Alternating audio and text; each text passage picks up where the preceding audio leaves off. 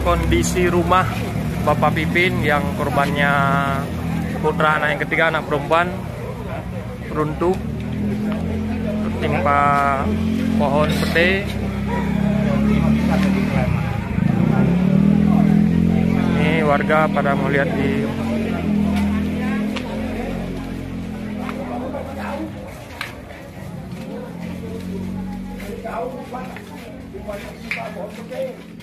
ini kondisi di dalam ya.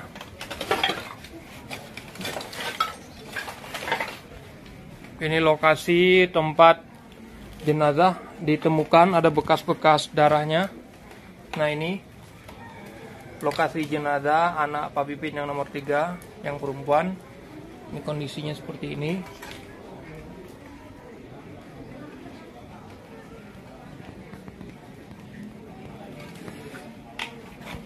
Hancur semua atapnya, ini pohon pete besar.